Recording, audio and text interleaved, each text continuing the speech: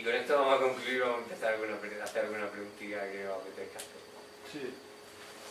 Al principio de la charla llevas hablado de que tú hiciste una serie de experimentos con las dietas disociadas, proteínas, hidratos y... No fue exactamente una dieta disociada, aunque también experimentamos la dieta disociada. A mí me interesaría que matizaras un poco el tema de, digamos, paso a paso, los resultados de esos experimentos. Pues mira, era tan sencillo como que tú comías proteínas, lo vomitabas a la media hora y salía todo lo que habías comido por un montón de mucosidad.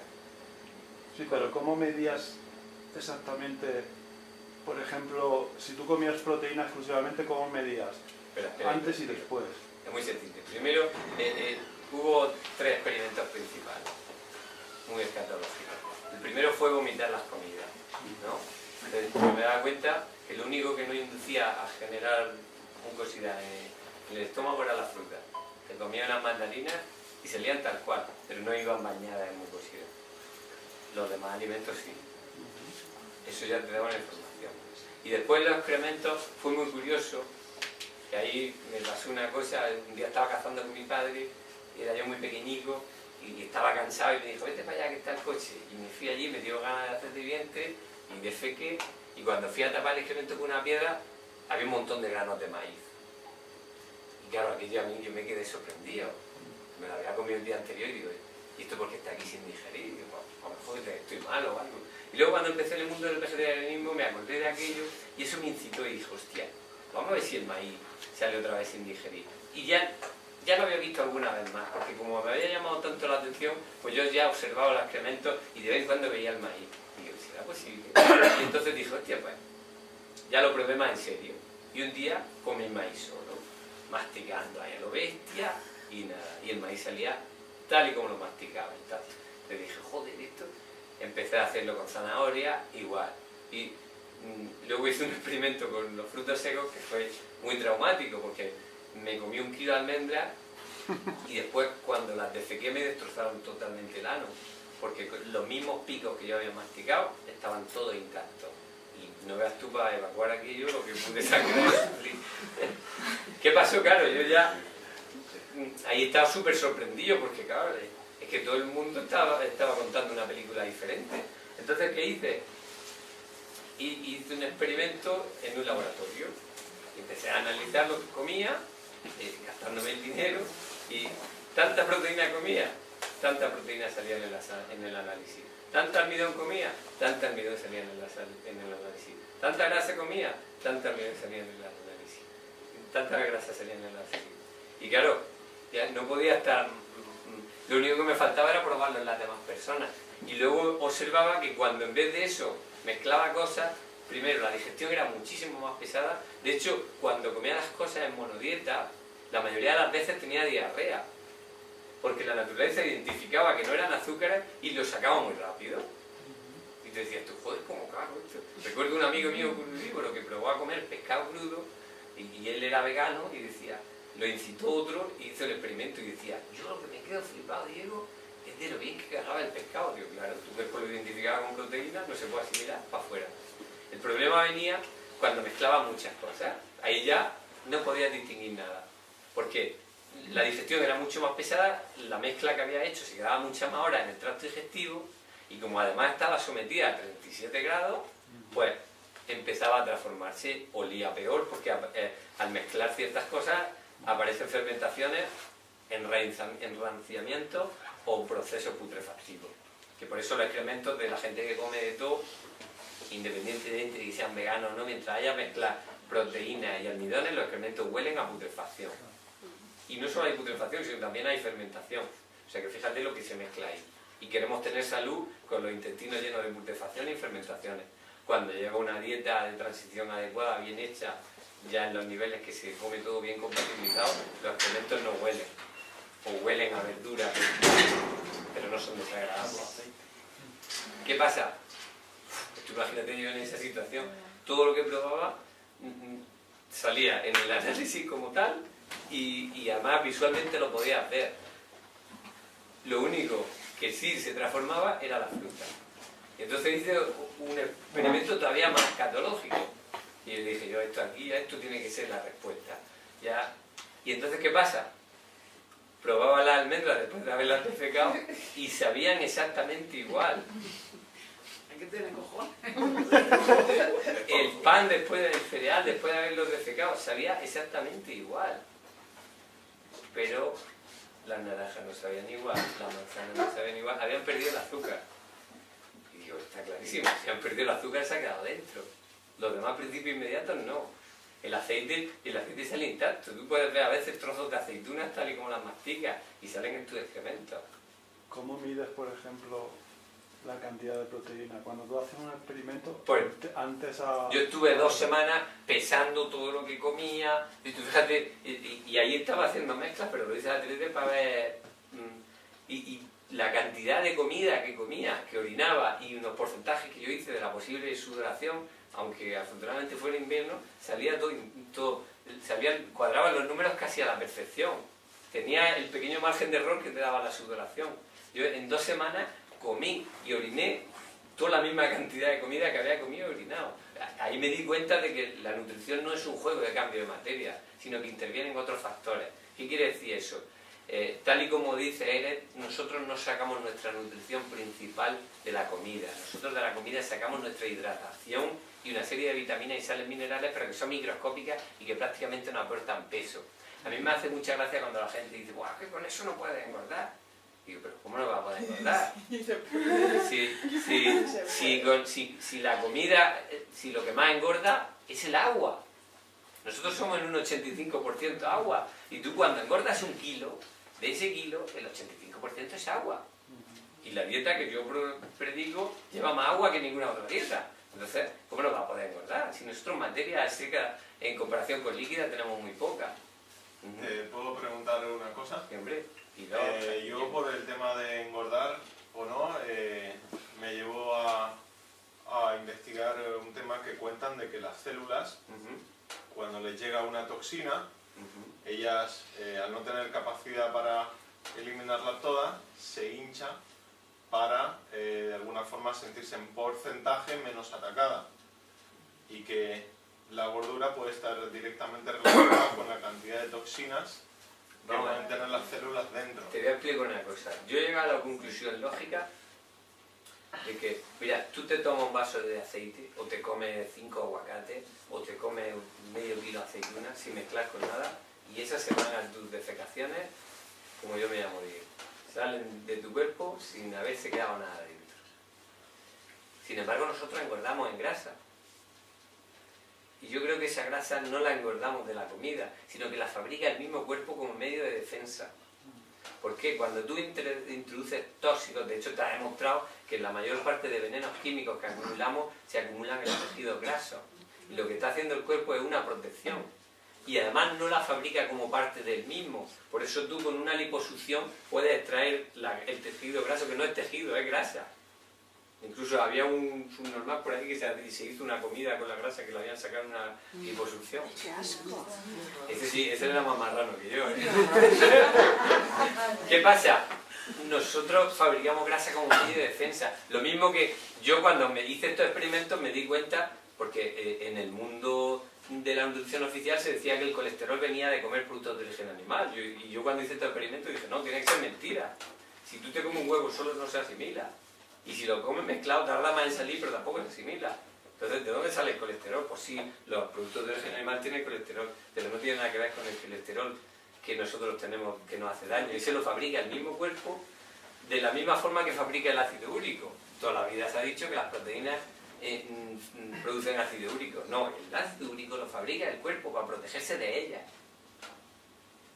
¿Me entiendes? Porque nosotros no asimilamos proteínas, ni asimilamos grasa, ni asimilamos almidones.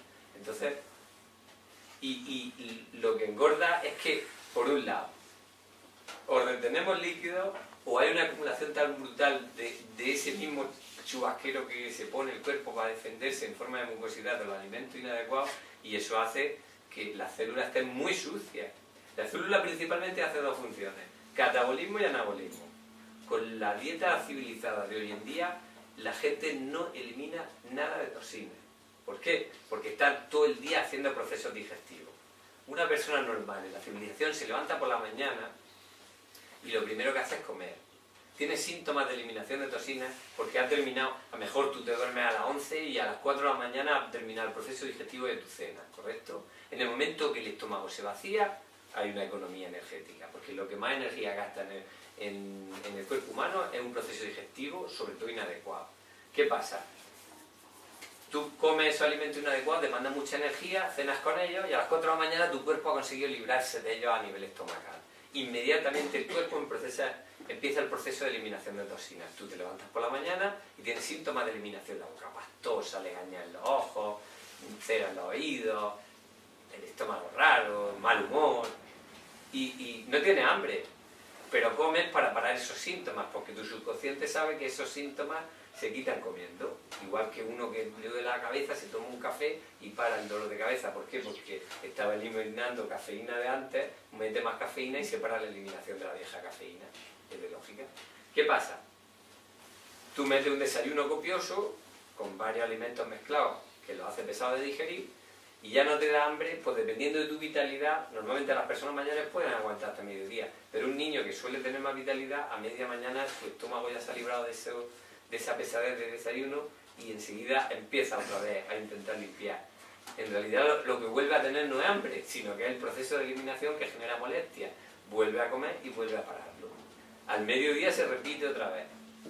Se ha terminado la digestión del almuerzo de media mañana y le da ganas de comer otra vez a mediodía. No porque tenga hambre ni necesidad de nutrirse, porque teóricamente tenemos reservas, teóricamente. Pero ¿qué pasa?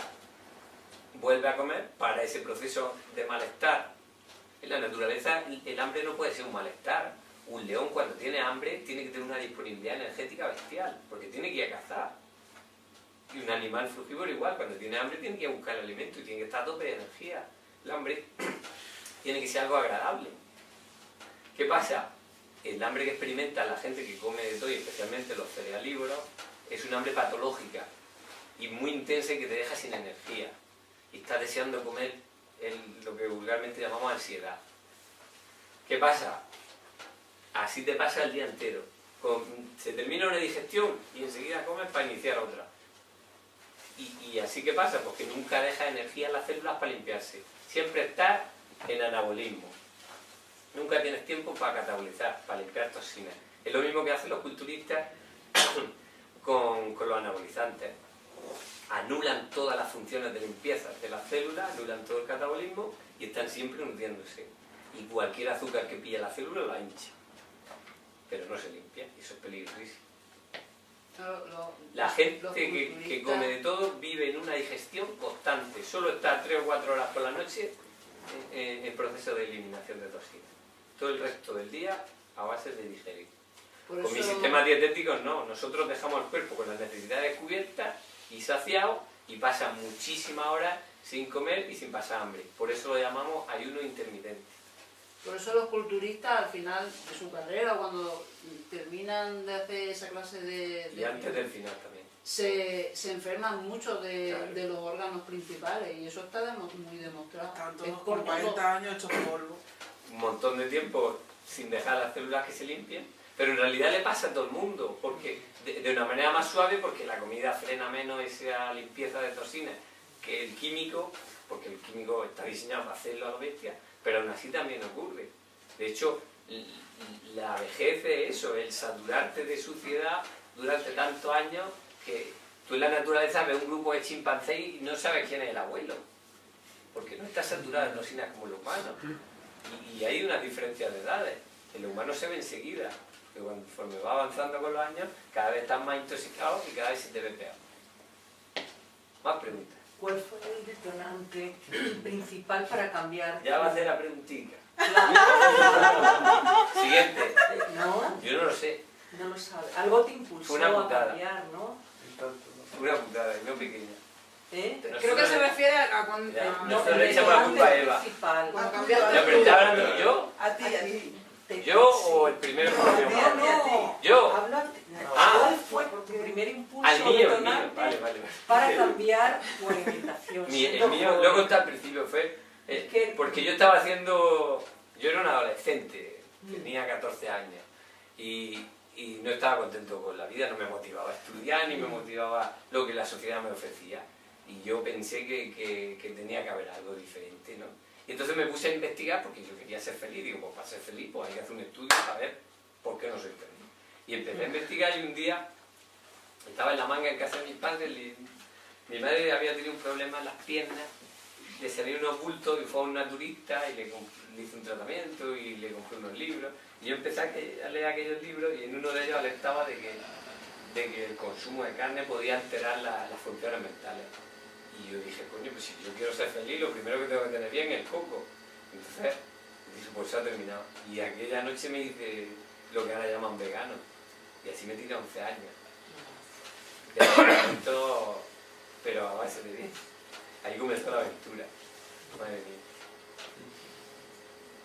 Yo vengo diciendo ya mucho tiempo que el ser humano tenemos que cultivar la vitamina F de felicidad. Tú lo has hecho de esa manera, has puesto una semilla yo como creo que otra. más maneras no hay, por desgracia.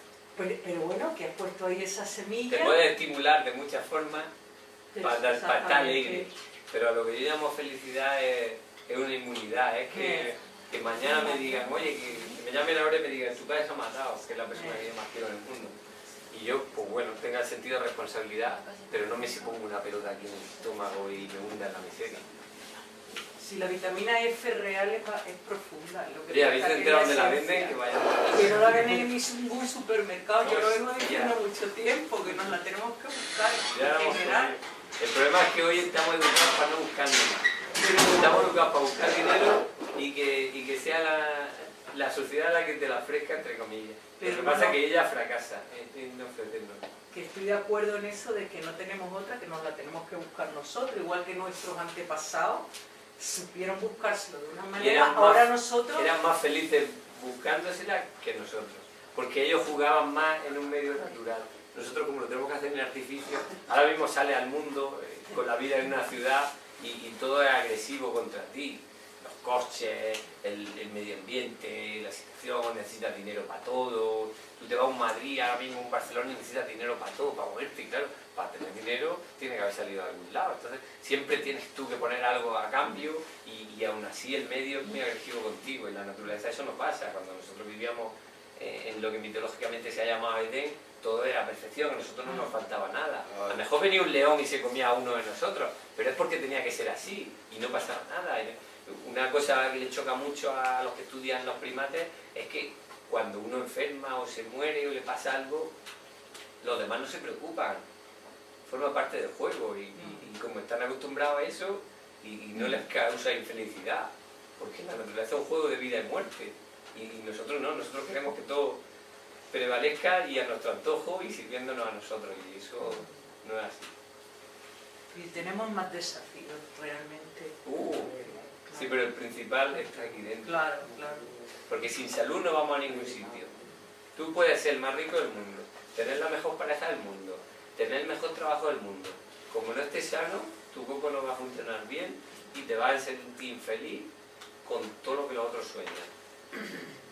Y luego ves gente, sin embargo, en el tercer mundo que tiene mucho menos medios de vida que nosotros y están mejor y tienen menos problemas mentales que nosotros. Y dices, ¿de qué nos ha servido esto? Dime. Soy diabética, entonces quiero saber el tipo de alimentación que me puede mejorar. ¿Te pincha? ¿Eh? ¿Te pincha? ¿Qué tipo? Ahí hay que ver si tu páncreas está todavía en condiciones de segregar la insulina por su cuenta. Eso tú no lo sabes. Bueno, ahora mismo no. Ahora mismo no, Ahora mismo no. pero ahora estamos haciendo un experimento con respecto a eso. Lo que pasa es que es una chavala joven, pero yo creo que se puede llegar a revertir la situación, pero que fácil no es. Si no tuviera empezado a pinchar, seguro. ¿El tipo 1? Incluso el otro tipo, es que depende del organismo, de la vitalidad que tenga y de lo que tenga el páncreas. El problema de los órganos que no se usan es que se atrofian. Entonces, luego hay que ver la capacidad que tiene cada organismo de volverlo a poner en funcionamiento. Soy unos 9 años más o menos diabético. Pero también, es que, aunque me digas la cifra de tiempo que lleva, hay que ver luego cómo va de vitalidad, los hábitos que has tenido para atrás. Pero vamos, si con algún sistema se puede regenerar, es con este. Eso lo tengo clarísimo.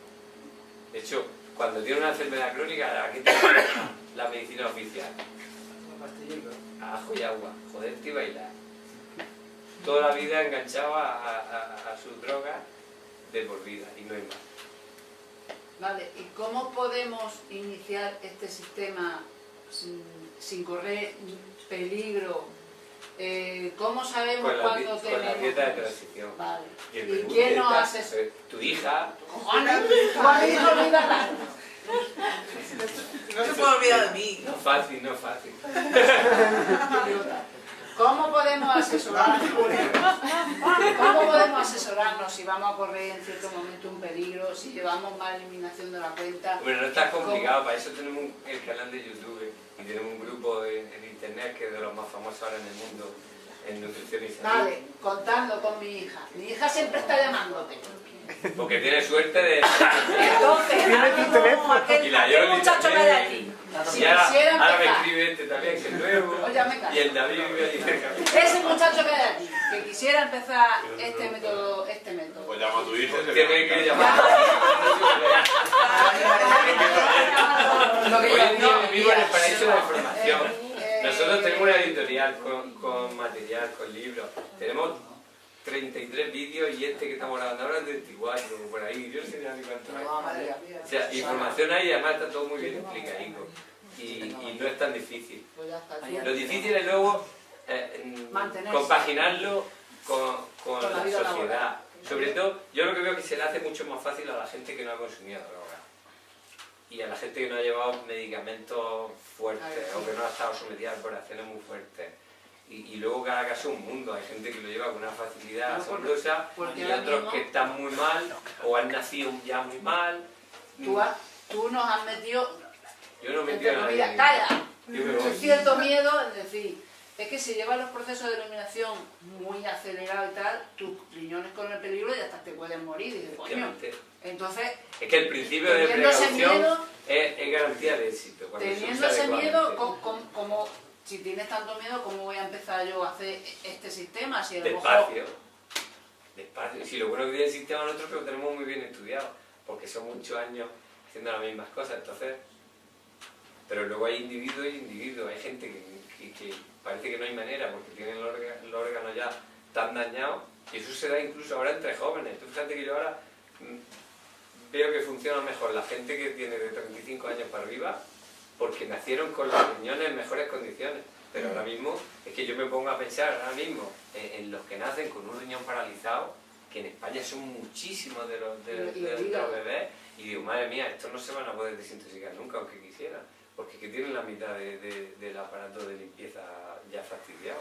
Y eso te da una idea de lo macabro de lo que estamos haciendo con nosotros mismos, ¿eh? Que como decía Nietzsche, que la reproducción es lo más importante. Es que tú no solo vives, sino que tienes capacidad de reproducirte. Y eso es una responsabilidad muy grande, que traer un ser nuevo a la vida para que se hinche a sufrir porque tú no has mejorado tu salud, tiene mucha tela. Yo por eso ahora mismo soy el líder del movimiento antirreproducción. No me mires que no hay nada que rascar, yo. Entonces, pues... Más preguntas, no seáis muy enrevesados, joder. Diego, entonces se engorda por protección del cuerpo. Claro, y eso por un lado, y por otro porque no le da opción a catabolizar, no le da opción a limpiarse, entonces él se ve saturado y con una serie de mucosidad y a veces él mismo se ve forzado a retener líquido para diluir veneno. Porque vas con eliminación muy alta. Y porque hay veneno en la circulación que tú no le das la oportunidad a los riñones de sacarlo, o que los riñones están tan mal que no son capaces de sacarlo, y se ve forzado a retener con líquido, diluye, y eso hace que no te destroces a ti mismo. Si esas cosas deberíamos alegrarnos de ellas, aunque sean malas para nosotros porque nos gusta la estética, suceden por alguna razón. El problema es luego conseguir que organismos muy debilitados vuelvan a funcionar como la naturaleza quisiera. Y como siempre estamos con el hándicap de que ahí eso es lo que yo digo siempre, que es el paradigma que yo introducí en el mundo de la nutrición y de la salud, y que es tan importante. Y es que recuperar salud es bajar tosemia, no hay más. Eso no me lo va a discutir a mí nadie porque lo he demostrado a muchísimos pacientes. Yo he estado trabajando 16 años con gente en la intimidad de mi casa Y eso te da una perspectiva que prácticamente no tiene nadie ahora mismo a nivel mundial. Y yo sé que no hay otra manera, pero el problema es que para limpiar el organismo tiene que darse un ritmo de limpieza adecuado y que los órganos que tienen que hacer ese trabajo estén en condiciones adecuadas. Y nosotros vamos cada vez a peor. Y yo veo que las generaciones que están naciendo ahora, digo, madre mía, digo, ¿quién va a sacar esto del atolladero? No es la chimenea. Y aparte una cosa, que los niños de hoy en día, yo soy muy observadora de las etiquetas y de las cosas, las chuches le ponen de drogas y de Si no tiene que irte a la chuche, Pero con que compre el estándar de paquete de galletas lo que sea, y sí, que no lleve productos de origen animal, veneno puro. veneno. Veneno puro. no sé. Y con cosas, tú piensas que hoy en día que la ventaja que tienen los productores de cereales y los empaquetadores es que tienen muchísimo más margen. Los que producimos comida fresca, yo si no vendo el brócoli cuando está listo para recolectar, lo pierdo y pierdo toda la inversión, ¿no? Puedo tener un pequeño margen mejor de un mes gracias a una cámara frigorífica o gracias a la congelación, pero tengo que venderlo rápido. Sin embargo, el que tiene un alimento no perecedero como son los cereales, tiene un margen de trabajo. Y ahora que lo irradian y que le echan productos químicos para que se conserven más, a mí me da miedo pensar en comer cereales de la industria actual. Porque ya dan tanta mierda y encima de todo son tan inadecuados y tan pegajosos para dentro del cuerpo que nos deberían dar pánico.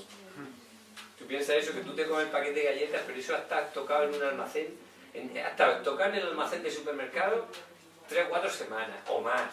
Otro viaje que se pegó una pasada de kilómetros en un camión, luego a lo mejor estuvo en un barco, luego estuvo en la fábrica de las galletas, otra pasada de meses en el almacén de la fábrica de las galletas. Lo que el distribuidor de cereales lo tuvo almacenado según los precios subían y bajaban y le interesaba hacer la venta. Y luego el que estuvo produciéndose por el agricultor.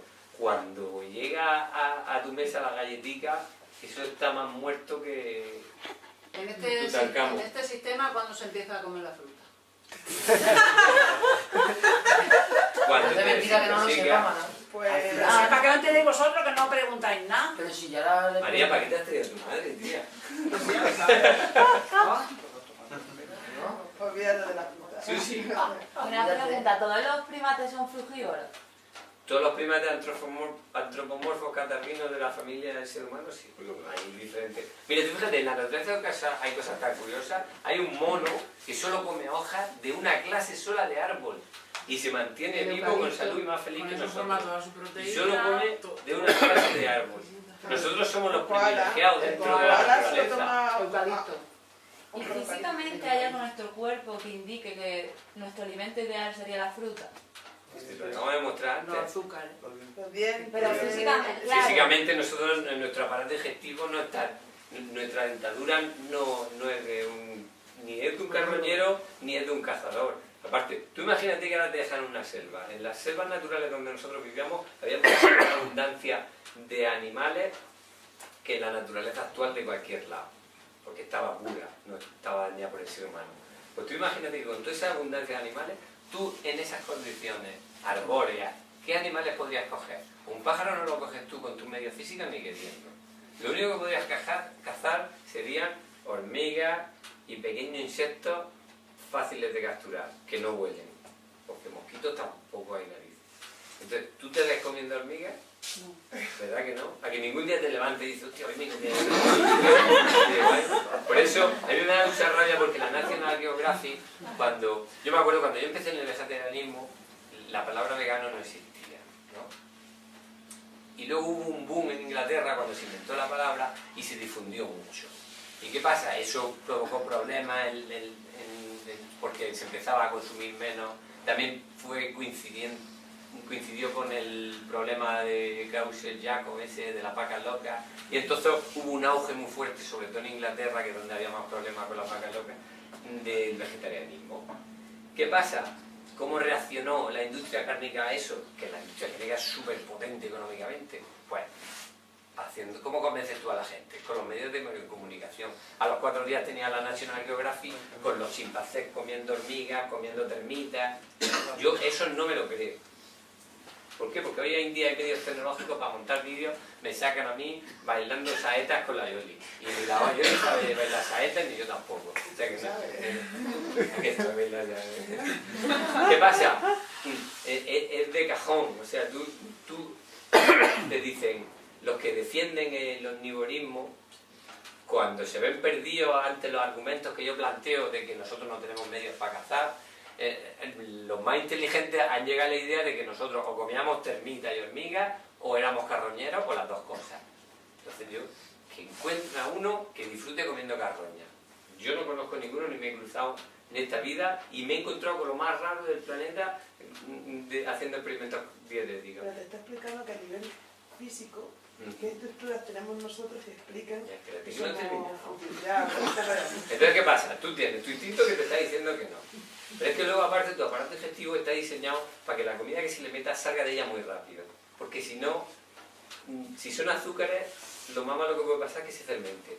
Tú coges ahora mismo un azúcar, una fruta, tú la pones a 37 grados ahí en la calle y a los 2 días tienes una fermentación alcohólica. Puede que incluso antes.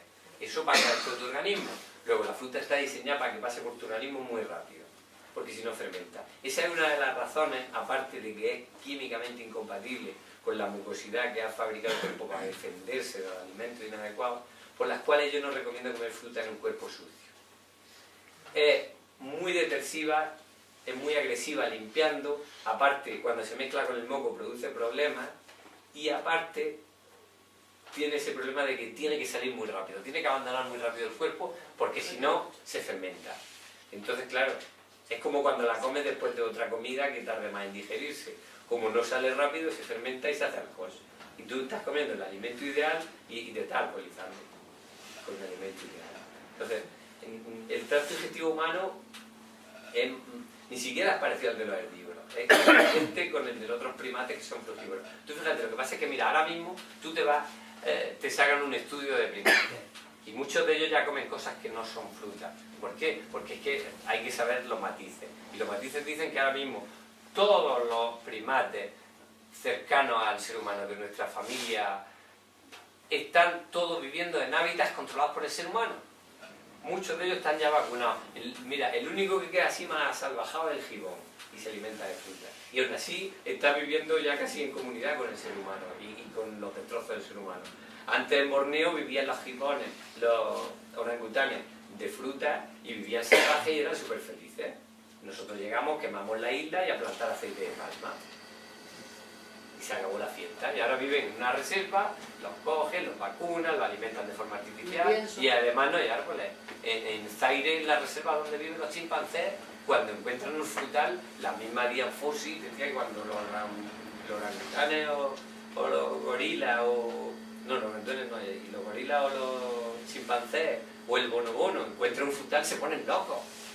Cuando es su alimento ideal, pero claro, es que viven en una reserva y están sitiados por el ser humano. Tú fíjate, en el Zaire, en la zona principal donde viven los chimpancés, me parece que tiene 60 kilómetros, hace un cuadro con 60 kilómetros para cada lado. Eso son poquísimas hectáreas para vivir, para lo que deberían tener de forma natural.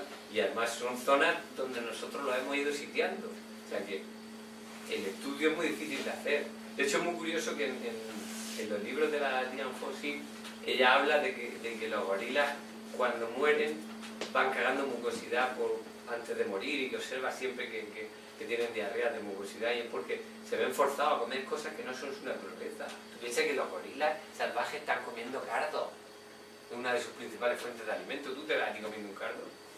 Todavía una alcachofa, que es un pariente muy cercano al caldo, pues medio. Pero aún así cruda, no, sería muy absurdo que la naturaleza nos dejara un paladar que para disfrutar de cosas que necesitamos tuviéramos que someterla a la cocción o al aliño. Sería muy absurdo. No, lo que la naturaleza te ha dado tienes que disfrutarlo comiéndolo tal cual. Y fíjate, a eso solo hay una excepción, que serían los frutos secos. Pero da la casualidad que los frutos secos, que nos podrían saber sabrosos en crudo, no se dan en el clima donde nosotros podemos vivir desnudos. O sea, en Edén no había almendros, ni había castaños, ni había nueces. En nuestro paraíso ideal de la mitología bíblica, que existió, y eso lo ha demostrado ya la antropología, que nosotros vivíamos y y la arqueología, que nosotros vivíamos en el sur de Irak y teníamos nuestras condiciones climáticas perfectas, en el mismo sitio donde dice la Biblia. Por eso yo creo mucho en la mitología bíblica. Y que fue un cambio dietético el que nos hizo salir de ahí. Entonces, ahí no había frutos secos. Tú te vas ahora mismo a un país tropical y excepto alguna excepción, como son los coquitos del Brasil, que súbete y cógelo ahí a la palmera, yo creo que nosotros no somos ni siquiera comedores de coco. Y que hay incluso muchas frutas que no están diseñadas para nosotros. Pero nosotros es que hemos generalizado la idea de que todo lo que hay en la naturaleza es para comérnoslo nosotros. Por eso yo cuando los veganos me discuten de que los cereales son malos y tal, yo digo, que un cerdo es tan natural como un cereal. De hecho, para mí es más fácil, sin artificio, atacarle un cerdo que comerme cereal, porque en la naturaleza no sale una hectárea de trigo, no, sale una mata salpica aquí, otra allí, etcétera, etcétera. Y otra cosa, en el clima ideal del ser humano no hay cereales, en los países tropicales no hay cereales. El único es el maíz, para ustedes contar, pero cereales de los que nosotros usamos como el trigo y la legumbre, todo eso es de clima frío y pertenece ya a la etapa en que el ser humano ya tenía dominada la agricultura y los climas fríos. O sea, que ya tenía mucho artificio adelantado, porque tú en un clima frío tienes que abrigarte, tienes que tener una casa y todo eso es avance. Nosotros en nuestro ideal, cuando comíamos fruta, no necesitábamos nada.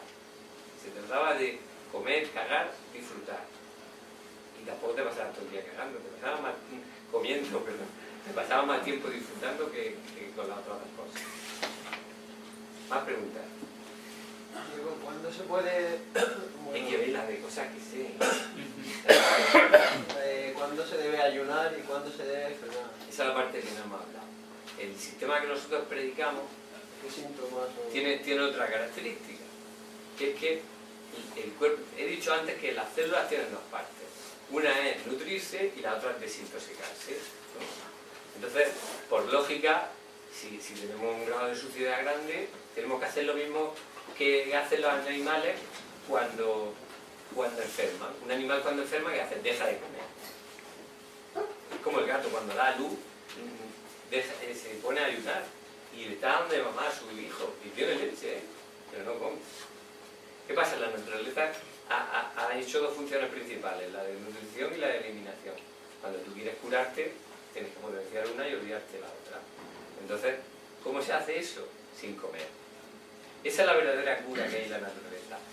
Yo por eso digo que ninguna dieta funciona a la perfección, y menos las que nosotros inventamos, que son artificiales. Nosotros tratamos de ayudarnos con ellas, pero la verdadera forma de curación que tiene la naturaleza para todos los seres del planeta es el ayuno, es la abstinencia. Que de hecho está reflejada en todas las religiones del planeta. Todas las religiones del planeta contemplaban el ayuno. Luego lo hemos ido transformando a su manera, porque por ejemplo los musulmanes pasaban un mes entero sin comer al año. Ahora no, ahora comen por la noche, porque hemos ido evolucionando hacia en el catolicismo igual. Jesucristo se tiró 40 días sin comer en el desierto. Todas las religiones tienen una parte de eso así. La naturaleza está diseñada para que la curación se produzca, ¿cómo? Dándole toda la energía a la naturaleza para que haga las tareas de limpieza y restauración. Si la gasta en procesos digestivos, pues no puede ir. Pero ¿qué pasa? Nosotros hoy en día estamos tan envenenados que si le diéramos a la naturaleza, le dijéramos, toma, cúrame. Tenemos tanta suciedad dentro que ella trataría de sacarla por los riñones y lo reventaría.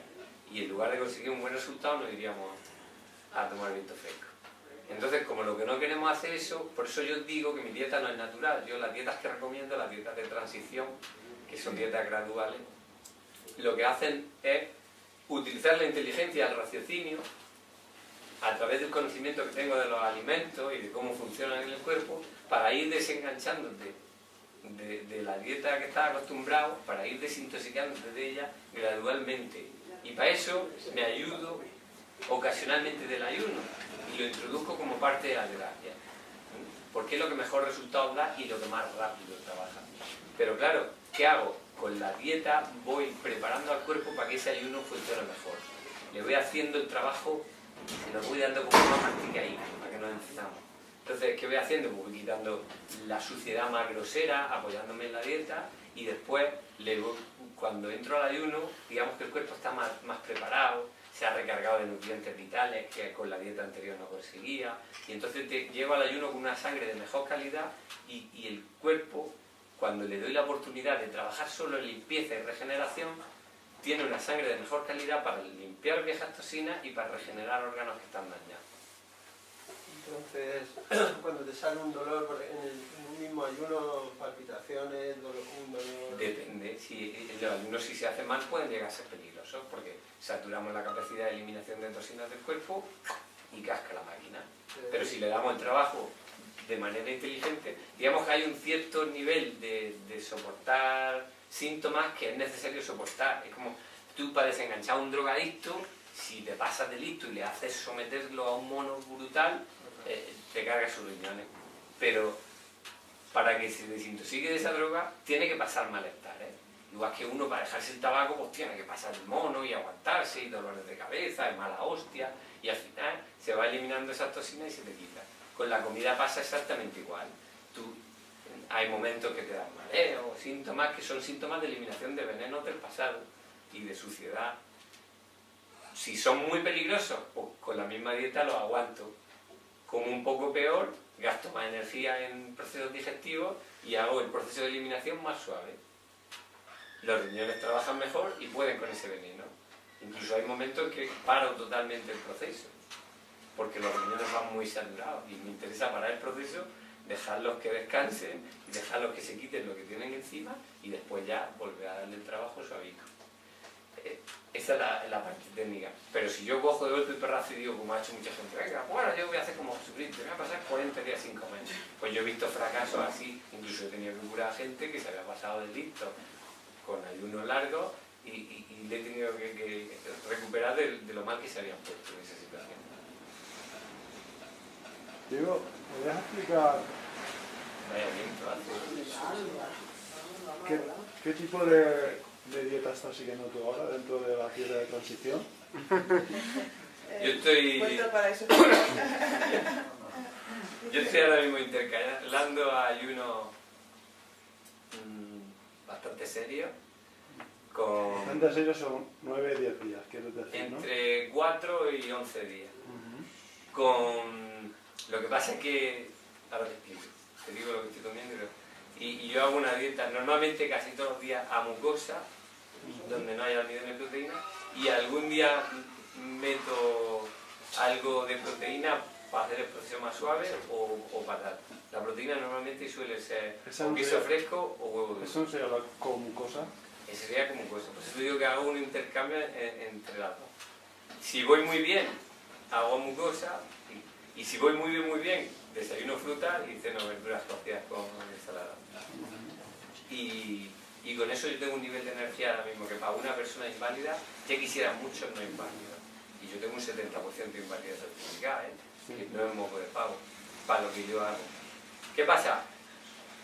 El problema que tengo yo es que el accidente me dañó la médula espinal y se cortaron una serie de nervios que irrigan partes vitales del organismo.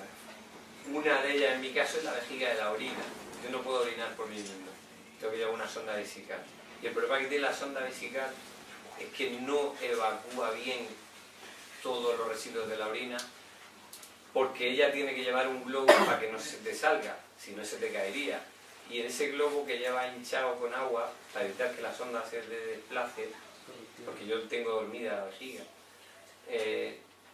hace que haya un remanente de orina siempre en la parte baja de la vejiga que nunca se saca. Ahí los procesos de eliminación, entre otras cosas, sacan minerales inorgánicos de los que se comen con la dieta. Y tienes que sacarlos porque si no morías saturado con ellos. Y entonces a mí eso me provoca un problema, que como no se evacúa bien la orina, se van acumulando ahí los minerales inorgánicos y forman piedras, principalmente de calcio. Entonces cada 2 o 3 años me forman unas piedras muy gordas y me las tienen que moler con un láser. Para molérmelas me tienen que dormir. Y me tienen que dormir con morfina, porque si no eso no... Te tienen que meter un láser en la vejiga de la orina. Cuando te duermen con morfina, estás dando 60 pasos atrás. Porque es un químico fortísimo y cuando te duermen con morfina te ves forzado a comer peor durante una temporada para evitar el efecto negativo de la morfina, porque el problema que tiene eso, fíjate qué curioso. Ya Jesucristo alertaba que el problema no era lo que metía por la boca, sino la palabra que salía de ella, diciendo metafóricamente que el problema no está en comerte los venenos. Comerte los venenos es muy fácil, el problema es sacarlos. Tú te metes ahora mismo un speed o una raya de cocaína y le entras fácilmente, pero luego sacarla por los riñones tiene mucha tela. Pues tú piensas que cuando yo entro en un hospital y me tienen que moler unas piedras de la vejiga de orina, para dormirme no me meten la morfina vía oral, porque si me metiera la morfina vía oral, ¿qué haría mi cuerpo? Es decir, esto es un veneno, ¿a dónde va? Me sabría horrible y reaccionaría violentamente, como si me fumo un cigarrillo ahora mismo. Sería horrible. Pero amigo, cuando vienen y te la pinchan directamente en la vena, se han saltado el instinto, que es el que te protege. O sea, para que nos hagamos una idea, una persona sana, yo con la dosis de nicotina de 2 paquetes a lo mejor me moría. Lo que pasa es que yo tengo una protección que el fumador no tiene. Que es que él acepta la nicotina, mi cuerpo no me deja, yo huelo el tabaco y digo, esto no es para mí. Eso es lo que te da la salud. Pero el problema es que ahora con las modernidades te pinchamos el veneno directamente en la sangre. Y ahí ya no hay instinto de por medio. Y eso es muy peligroso. Por eso yo siempre alerto a las personas que llevan dietas radicales que es muy peligroso cuando entran a un hospital. Tienen que ser muy conscientes de lo que está pasando porque se la están jugando. A mí me metieron una dosis de morfina cuando tuve el accidente y estuve a punto de irme para otro barrio. Aguanté porque tenía mucha vitalidad. Pero te la ponen directa en sangre y luego hay que sacarla por los riñones. Y ahí se montó una película. La última vez que me pusieron las piedras me durmieron entero 3 días seguidos y aparte de eso una epidural. ¿Sabes quién es el guapo que aguanta esa dosis de anestesia con un 70% de invalidez? Es una persona normal y la dejaba muy tocada. Pues yo me tiré 20 días después de eso, que si no hubiera sido por el arroz me hubiera ido al otro mundo. Porque los riñones no aguantaban tanta dosis de morfina y estamos hablando de un químico que sale de una planta. Imagínate con las morfinas sintéticas que hay así hoy en día o con la cantidad de químicos que se suministran hoy en día. Yo recuerdo que había un médico que me decía que si no tomaba Neurontin que no iba a volver a andar jamás ni me iba a recuperar jamás. Pues yo no tomaba Neurontin y estoy muy bien. Y ver la gente que ha tomado Neurontin como está. Hay un grupo en internet que vamos, alertan del consumo porque la gente se le va la pinza y está demostrado que incita el suicidio y todo. Y dices, madre mía, cuidado. Que meter es muy fácil, pero sacar el residuo de la comida, con lo fácil que es comer, y sacarlo tiene de la marinera, pues imagínate los químicos. Y eso a mí me ha dificultado mucho. Yo ahora tengo que desarrollar estrategias artificiales para sacar adelante mi propia salud porque es una situación complicada. Yo tengo un trozo de intestino grueso dormido, tengo la vejiga latina dormida que es súper importantísimo para el proceso de eliminación y aún así lo llevo muy bien. Pero yo, por ejemplo, me pongo a ayunar y cuando llevo 3 o 4 días el sondaje se satura de suciedad y tengo que cambiarlo. Y es un follón, porque eso entra por dentro del canal del pene. Y es peligroso porque como te pillan en un sitio y no tengas una sonda, estás muerto.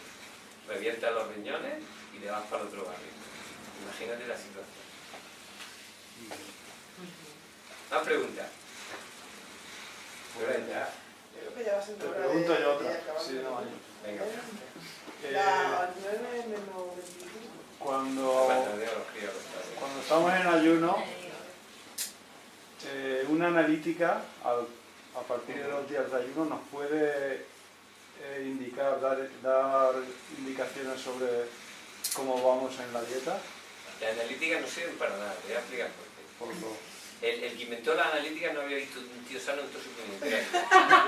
Y los médicos que hacen la analítica no han visto un tío sano en toda su puñetera vida. Entonces, a mí me hacen una analítica y seguramente tengo unos valores muy diferentes. En la última que me hicieron para la operación, había muchas cosas que llegaban bajo mínimo. Me decían, esto hay que mejorarlo, esto no sé qué. Los glóbulos blancos, entre ellos. Principalmente. Y le decía el tío, ten cuidado que a lo mejor que tienes que mejorar es tú. Porque yo estoy pletórico de vitalidad. Entonces, la vitalidad es la muestra principal y solo puedes enseñarla de 2 formas. O en base a un estimulante, entonces la estás gastando, o porque la tienes de verdad en forma de salud.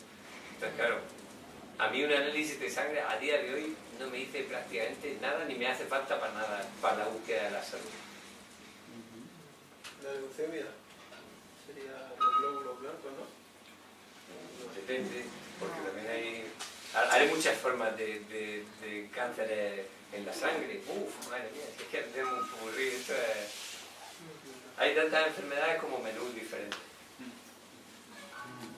En el tema del hipotiroidismo, a mí me hicieron una analítica hace una semana y me han dicho que me tenía que tomar media pastilla por vida. Yo no quiero, Me gustaría a tu compañera de sala. Hola. Esto es como todo, mira, el organismo tiene un montón de aparatos que funcionan para algo. Uno segrega insulina, el otro controla la tiroides, etc. Y el problema es que somos una máquina, aunque sea fisiológica, pero somos una máquina. Y las máquinas, cuando no reciben sus necesidades, se atrofian, dejan de funcionar e incluso se rompen. Y eso, hay gente que tiene el intestino totalmente prolapsado y el intestino grueso, que es una uva así, lo tiene caído y le toca casi en los cojoncillos. Y entonces dices tú, ¿cómo va eso a funcionar bien? No puede funcionar bien. Entonces, eso pasa con muchos órganos del cuerpo. La solución de los médicos, pues inventar químicos que traten de hacer la función que el órgano que te has cargado hacía. Claro, eso no funciona nunca. Porque se ha curado de la tiroides en 5 meses con el sistema. El problema está en cuando en base al químico ha estado mucho tiempo forzando a ese órgano a no trabajar. Ahí es cuando surgen los problemas serios. Ella ha tenido mucha suerte de que lo pilló antes. Si hubiera estado ya varios años medicándose, estaría ahora mismo metida en una película complicada. Lo mismo que pasa con el caso de la diabetes. Hay que hacer volver a funcionar el páncreas para que no haya problemas con la diabetes. Es que también tengo tiroides. ¿No te falta nada que volar? No, ¿qué pasa? Yo he pasado cáncer también, o sea, lo tengo todo. Estamos Y valientes. nunca he comido... Según tú. No, según yo, claro. Según tú. me alimentó mi madre, después ya... Pero es que tu madre ya nació en un mundo equivocado. Y la madre de tu madre también. Sí. Y si seguíamos para atrás, llegamos a Adán y Eva, que eso sí vivían divinamente. Fíjate, lo curioso del tema es que nosotros, tú te pones a hablar con alguien y dices, pues si toda la vida de Dios se ha comido carne. Cuidado. ¿Cuánto es toda la vida de Dios?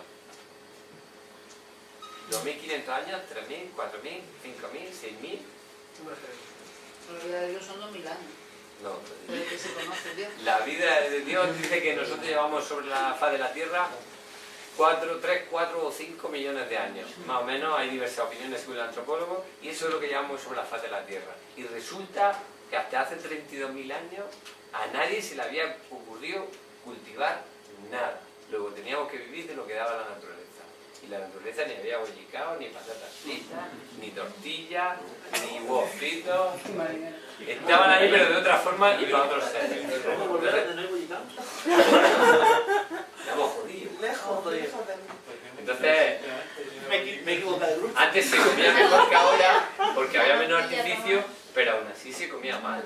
Y si tú comparas lo que se comía a tu abuelo con lo que comía en el Imperio Romano, flipaba. Claro, y Corazón se metía al gladiador y era un toro. Y se enfrentaba con el toro, si estaba hecho una bestia, tío. Te rías. Pero claro, ahora coge y mete al Tomás allí con el toro y el nocilla con el bollito y el toro esperando allí que te diga.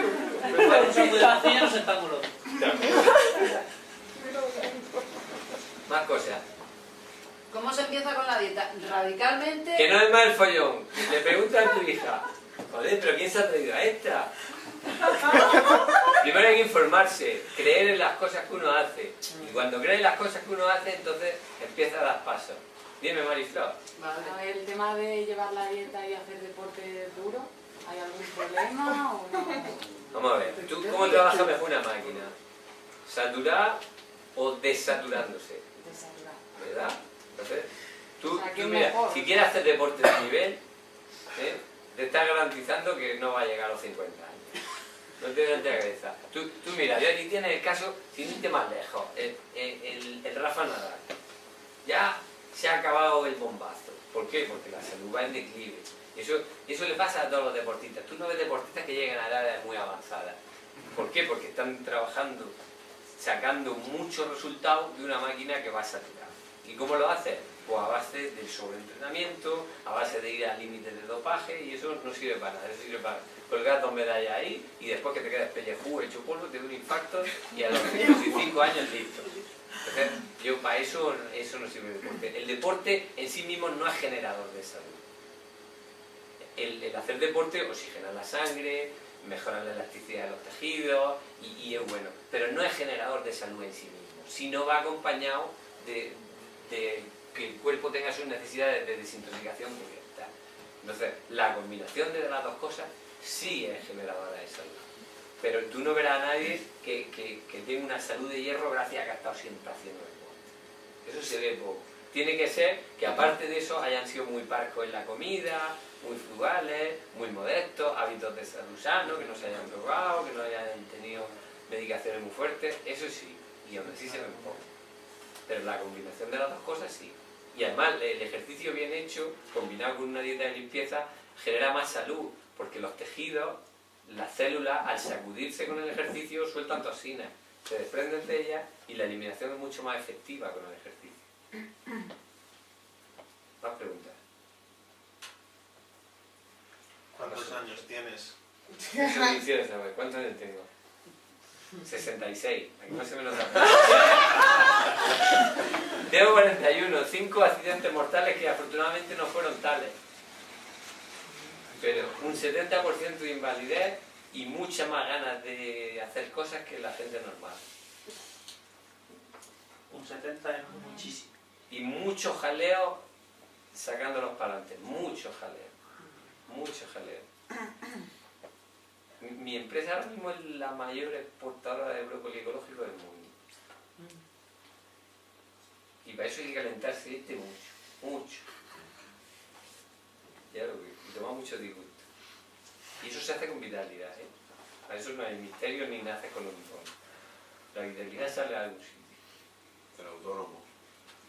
¿Eh? El autónomo. Pregunta algo tuyo, ¿eh? Si tú ya sabes todo ya. No pregunto nada porque ya me ha hecho el pulso. Pregunta, venga, No, ya te no. dejamos, pregunta. El nombre. Ahora me quiero. Si está aburrida de verme.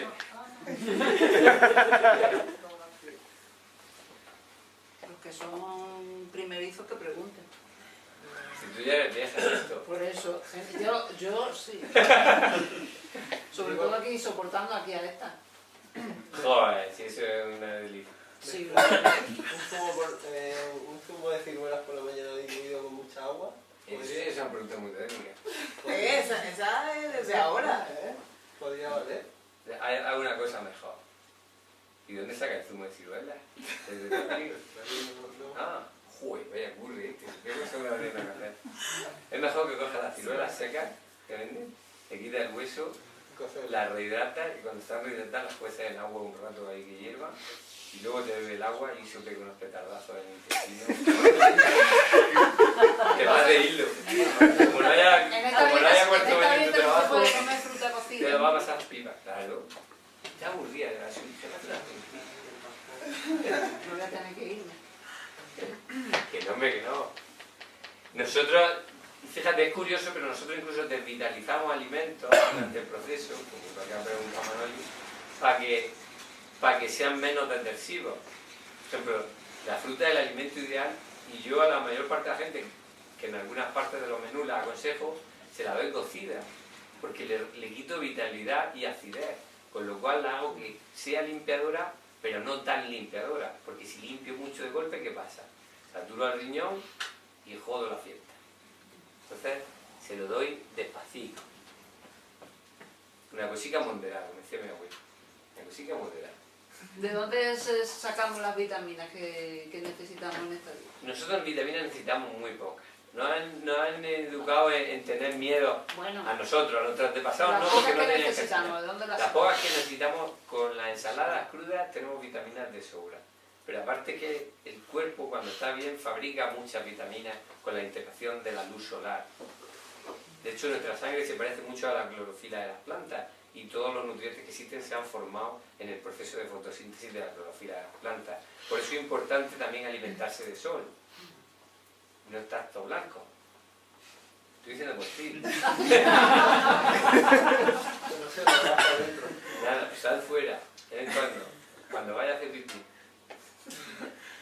Entonces, hay que perder el miedo. Lo bonito del sistema dietético que yo predico es que no tienes que estar preocupándote. Y ahora tengo que comer esto para que no me falte de esto. Y ahora me esto para que no me falte lo otro. Y ahora B12, ya no sé qué. Todo eso son tonterías y alma al hombro. Aquí hay que preocuparse de llevar el proceso de eliminación lo suficientemente suave para que el riñón pueda trabajar y para que haya un equilibrio entre desintoxicación y eliminación. Y eso es fácil. Y el cuerpo recibe todo lo que necesita. Lo que pasa es que luego en momentos puntuales que el cuerpo da más preferencia a unas cosas que a otras y a lo mejor le es más importante regenerar un órgano que...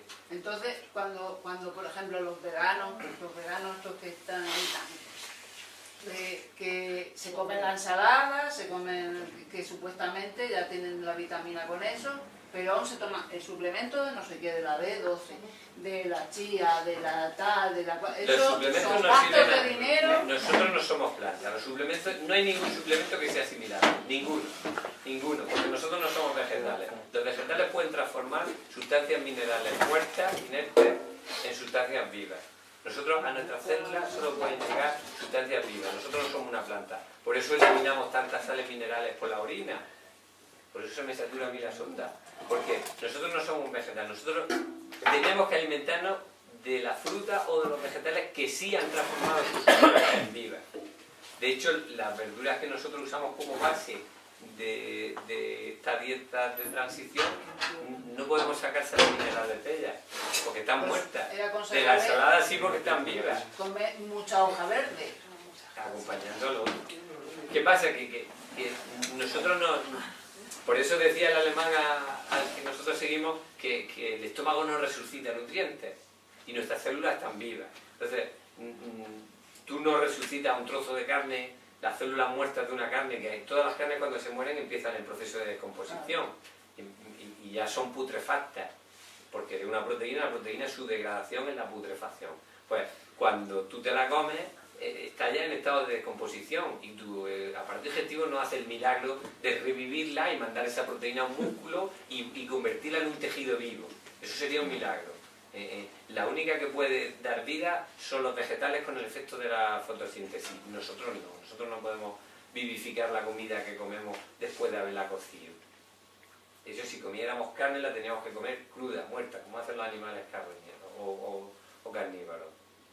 Y con lo demás pasa igual. Un cereal no puede aportar ningún nutriente al ser humano. Primero porque se caga sin digerir. Y segundo porque te lo comes en estado inerte, lo has sometido al proceso de la cocción.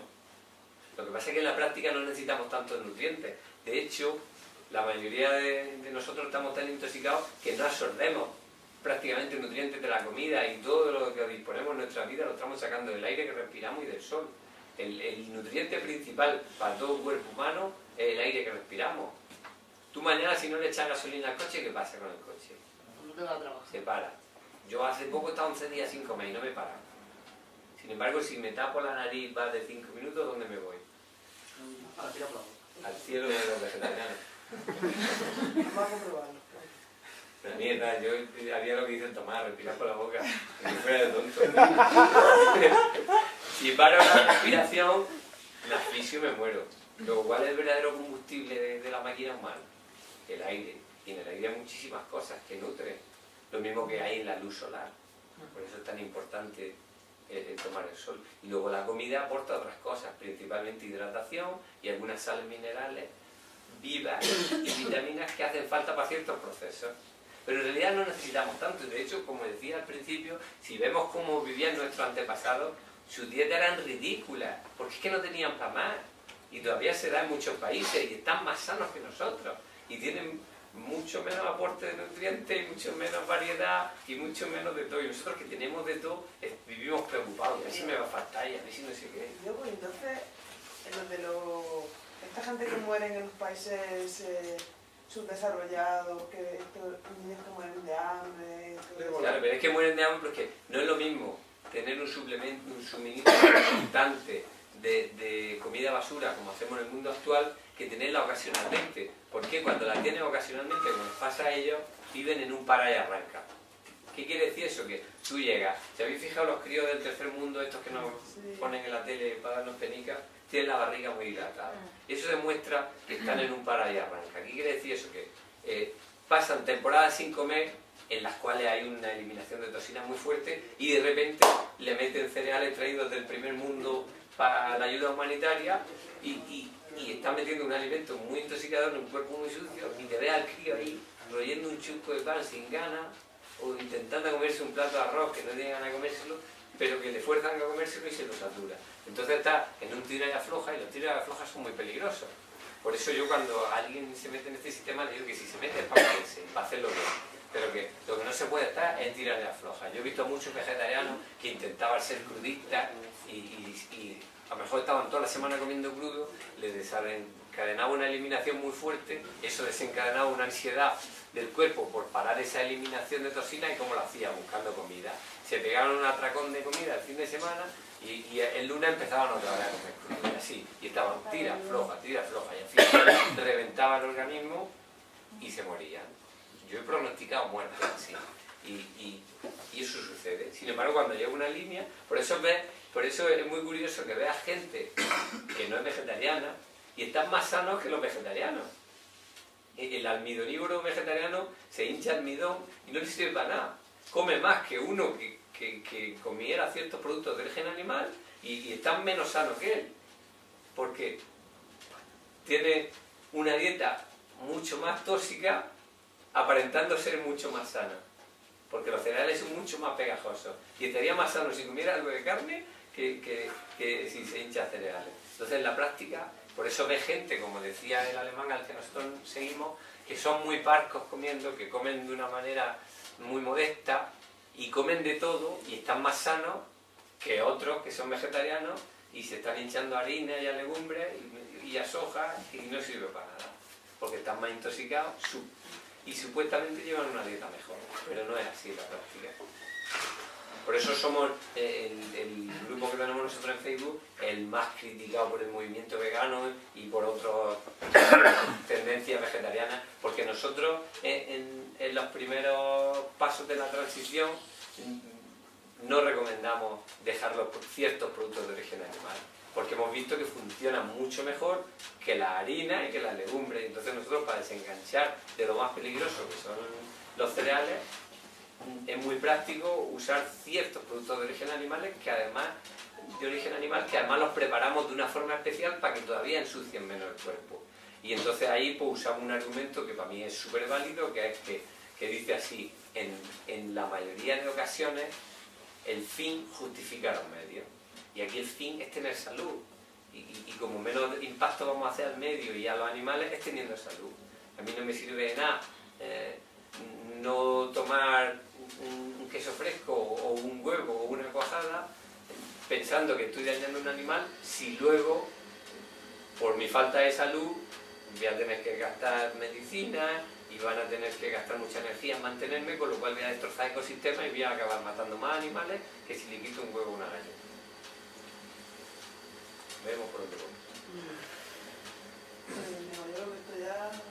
Ya te has cansado ya de vivir siempre las mismas cosas. ¿Y los canapés?